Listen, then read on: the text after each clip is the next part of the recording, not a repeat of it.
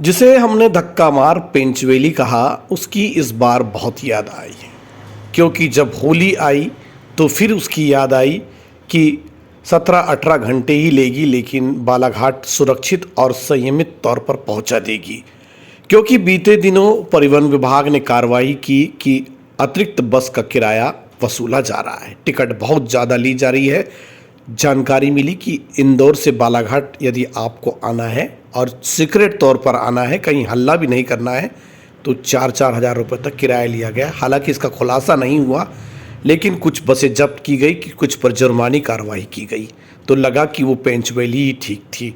पेंचवेली के लिए राजनीति बहुत हुई। दरअसल इंदौर के रास्ते सिवनी होते हुए मंडला जिले के नैनपुर तक पेंचवेली एक्सप्रेस रोजाना बालाघाट जिले तक आती है। क्योंकि इसके खड़े रहने के लिए नैनपुर में यार्ड नहीं है, स्थान नहीं है, तो यह नैनपुर से कुछ दूर स्थित बालाघाट जिले के पादरीगंज में खड़ी रहती है, जैसा कि आप तस्वीरों में देख रहे हैं।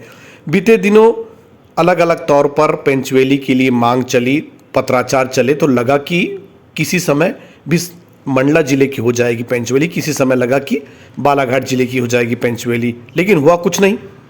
कहते हैं ना साइंस में, बल लगा लेकिन काम नहीं हुआ, मतलब हुआ कुछ नहीं। तस्वीरें आई, तस्वीरेबाजी बहुत हुई, लेकिन हुआ कुछ नहीं। ना बालाघाट को पेंचवेली मिली, ना नैनपुर मंडला को पेंचवेली मिली। नैनपुर तक तो आती है, लेकिन मंडला तक नहीं जा पाई। लोगों ने कहा कि चलिए ठाप ठीक है, 3 दिन मंडला को दे दीजिए, 3 दिन बालाघाट को दे दीजिए, लेकिन पेंचवेली चला दीजिए। मगर पता नहीं रेलवे क्या चाहता है, नहीं पता। अब कहते हैं दूसरी लाइन स्वीकृत हो गई है जबलपुर बालाघाट गोंदिया ट्रैक पर। उसके बनते बनते 5 साल से अधिक का वक्त लग गया। तो समझ लीजिए 5 साल हम ऐसे ही बसों में धक्के खाते नजर आएंगे, ऐसे ही जबरन किराया भरते आएंगे। कुछ पे कार्रवाई हो गई तो वाहवाही लूट ली जाएगी, वरना हर कोई प्रताड़ित और परेशान होता नजर आएगा। जी हाँ, पेंचवेली का किराया इतना कि स्लीपर का सुनकर आप दंग रह जाएंगे। जैसा कि गूगल बताते हैं कि 400-450 रुपये वो नैनपुर तक आ जाती है, लगभग उससे 10-20 रुपया ज़्यादा में बालाघाट तक आ जाएगी। यदि आप बस का किराया सुन लेंगे तो 1 नंबर पे भी स्लीपर का किराया 1600 रुपये से अधिक है, मतलब 4 गुना से अधिक है।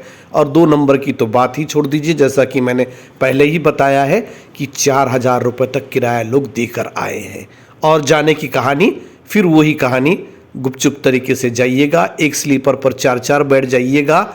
अगर आपने कुछ कहा तो आपका टिकट उसी समय रद्द कर दिया जाएगा, क्योंकि ये बस है साहब, ट्रेन नहीं, भारतीय रेलवे नहीं। भारतीय रेलवे पर इसलिए आज भी लोगों को भरोसा है।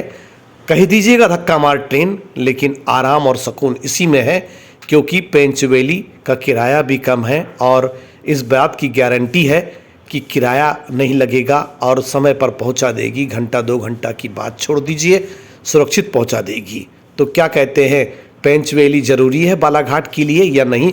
या फिर वही इंदौर भोपाल की बस जिसमें किराया अधिक लगता है, गारंटी नहीं होती, रास्ते में आरटीओ साहब कार्रवाई कर देते हैं क्योंकि चुपचाप से पता चल जाता है, या फिर ये पादरीगंज में खड़ी पेंचवेली सही है? बताइएगा ज़रूर।